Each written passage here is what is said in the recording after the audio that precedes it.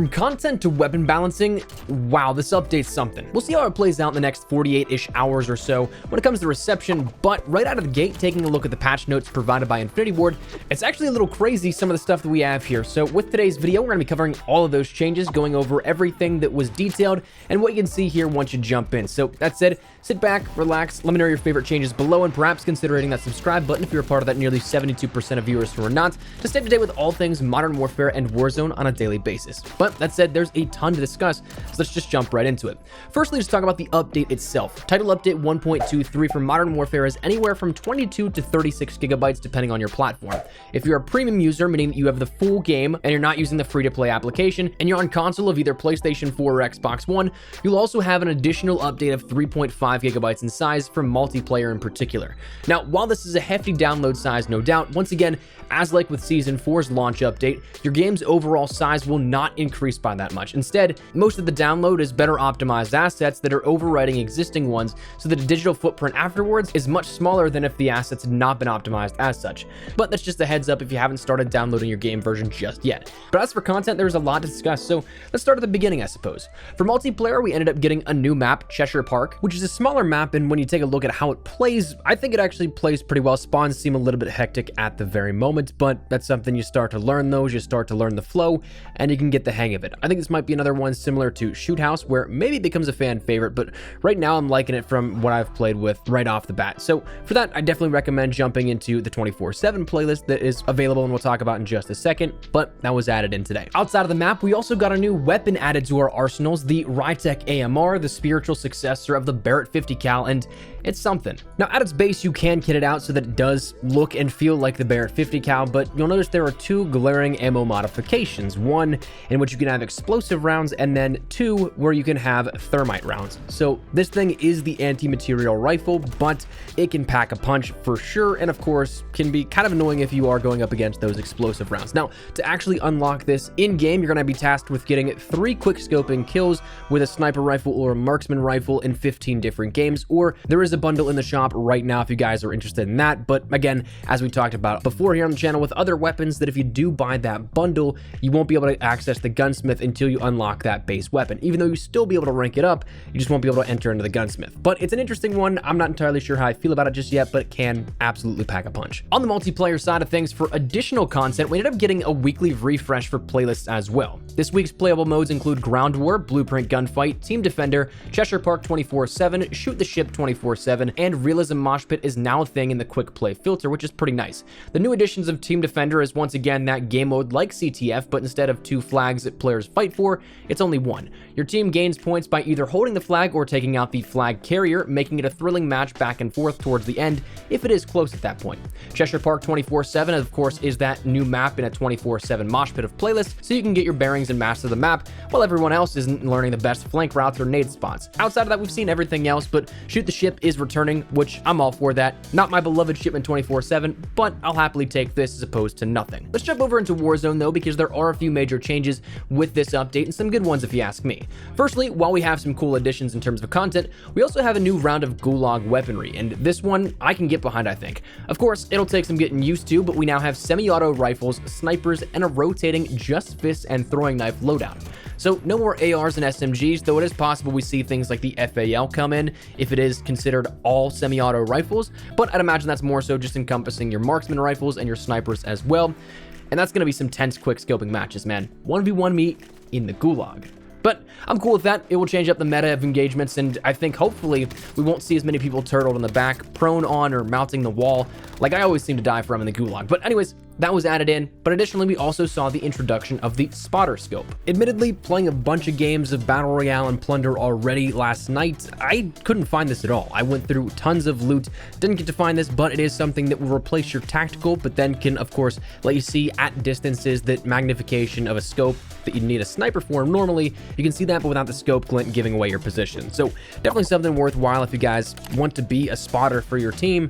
It can definitely be a big help. After that, another big change was the 2 200-player Warzone LTM. It's a new LTM for Warzone that replaces traditional quads this week, and I'm really curious to see if this comes in different variations later on down the line, so that there's maybe 200 solos, 200 duos, or 200 trios, or if it'll be something that's just one and done. And outside of that, there's not all that much to describe. It's, of course, 200 players. The name is pretty straightforward with that. The pace felt a little bit faster naturally, and it was something that I definitely think you can get a lot more higher kill games with this LTM as opposed to just the traditional quads. So I'm excited to jump in here for the next week and play around with this as much as I can. Outside of that, we ended up seeing on the playable side of things that we have another standard playlist refresh alongside everything else, to which it's basically normal, nothing too crazy. We have solos, duos, trios, 200-player quads, and then blood money returns for plunder. Now, okay, that's some cool stuff, but what we've got next is huge for weapon play. If you're looking towards recent tunings here and there and maybe looking for some comparisons to what you can expect, man, it's a lot more than what you may have thought. So we've got a lot to discuss. Let's zoom through this. One big thing, though, affecting weaponry overall is that stopping power as a field upgrade now affects headshots. This was changed a few months ago so that it didn't, and it drastically adjusted the usage of stopping power, but it seems like this now may have put it back to where it was. But it also means that in traditional MP, you can now one-shot headshot players with the FAL and Odin if you have stopping power rounds loaded. In Warzone, that'll of course be a little bit different with armor, obviously, but it'll still shred beyond belief.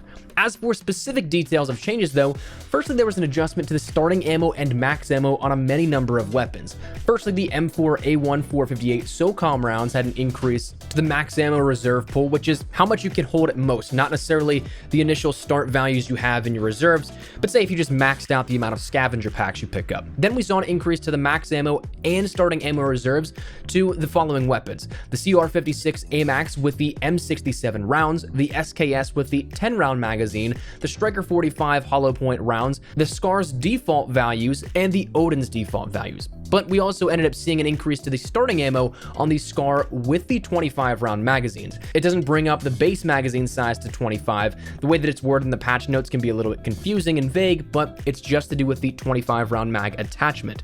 The Odin also has that same starting ammo increase on that 25-round mag attachment.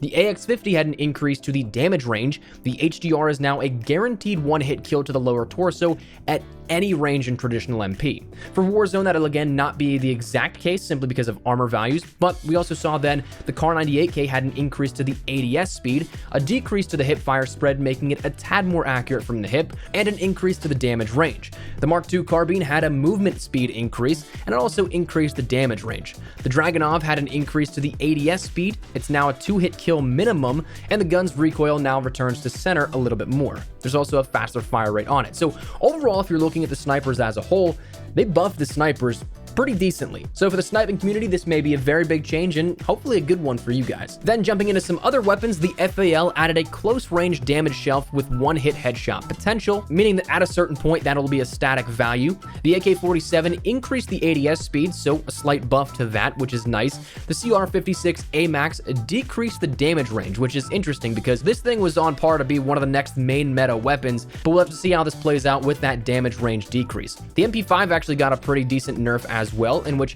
this decreased the damage range overall. It decreased the 10mm ammo modification damage range as well.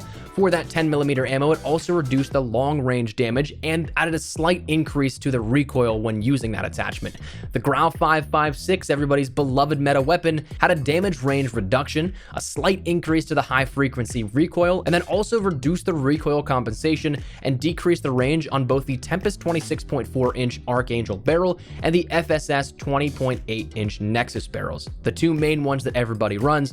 So this thing got a severe nerf whenever you take a look at it. Where it compares in line with everything else, we'll have to wait and see how that all turns out, but then we saw some changes to the shotgun slugs, in which it increased the projectile velocity, reduced the ADS spread, it added a dynamic hipfire spread, it increased the damage ranges, and increased lower torso damage. So that's to all slugs across the board, no matter what weapon. Just if you're using the slugs though, you'll see those changes. The no stock attachment for all weapons had an increase to the weapon recoil and also decreased ADS aiming steadiness. Finally, we did see that the M4 on a smaller value and technicality that we'll talk about here to round out the weapon changes, the M4 will now perform that reload properly if you have the 50-round mag attachment and an under-barrel grenade launcher attached in the same build, whereas previously it would glitch out. But overall, that's some big changes for weaponry and stuff that has some pretty big implications for how the game will play going forward. So I'm excited to see how the meta will shape and evolve here over the next coming 24, 48, 72 hours, whatever it takes to see these new best weapons emerge. But for right now, we got to play around with everything that we have and a bunch of changes to get our own feel for it. Next up, we have the shop, though, adding in some new items as well. We saw the introduction of 3 new featured bundles and 1 in the operators category as well, assuming that's global also. But we have the Nikto Take No Prisoners bundle, the Lost Souls bundle, the Take Off A for Canada Day, and the Dragon Boat Festival.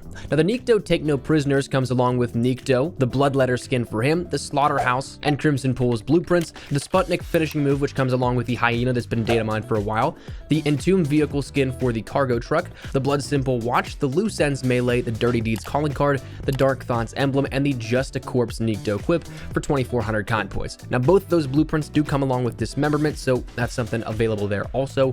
Then we see that the Lost Souls bundle is the new sniper rifle of the Damnation blueprint for the Rytec AMR, the Get Over Here calling card, and the Chosen One emblem, all for 1,200 COD points. Then after that, the Take Off A for Canada Day is something that comes with the Hoser submachine gun, which is the Fennec, the Hello Out There charm, the Pitter Patter vehicle skin, the Swayze Express vehicle skin for the cargo truck, the He Shoots, He Scores, which is just a goal horn from hockey as a vehicle horn now, which is awesome, and the Giver Spray, all for 1,200 COD points. Jumping over to the final thing, we have the Dragon Boat Festival, which is the Summer Solstice melee, the Perfume Sachet charm, the Dragon Boat Race sticker, the Festival Fun calling card, the Dragon Delight spray, the Milu Spirit emblem, and 2 tier skips coming along with that for 500 COD points. Interestingly enough, though, Rose actually wasn't a part of the shop update as of this update, even though she was one of the main focal points of all the marketing material. So interesting that that hasn't come. I would imagine that's next week then, if that's going to be something that goes forward and we don't see it for the weekend. Kind of continuing on the Reloaded outside of just the first initial week here of that. But also,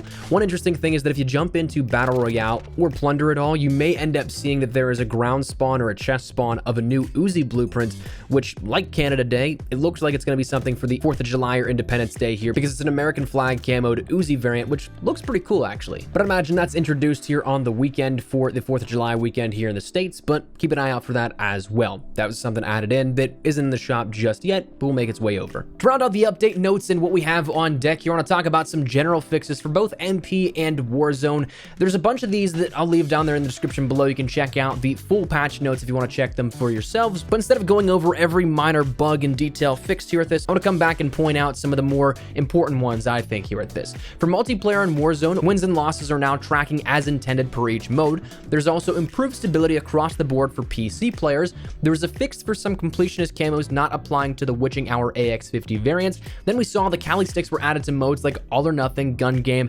Infected, and Gunfight, which will be pretty cool to see in the future here. Long shots now display the distance at which you ended up getting that kill in the point feed, which I think is really cool. The gas mask for Warzone now will crack whenever you're taking damage near or in the circle. You end up seeing a team wiped message now appear across the board for your entire squad in that kill feed for whenever you wipe a squad. The audio for the supply choppers was too loud, preventing players from being able to hear properly. That's been adjusted now. There's a fix in play now for the final circles being too close to or in areas where players can't access them, such as the middle of stadium, which is a great fix, I think. The after action report now shows your cash earned and your placements, and also now in game for Warzone, it will allow up to 3 precision airstrikes to be called in at once, but within a distance restriction. So the specifics for the distance restriction is yet to be known, but we'll find that out here within the next couple of days, of course, as it becomes more so tested by a wider audience. But anyways, that is the changes here with this and everything that changed with update 1.23,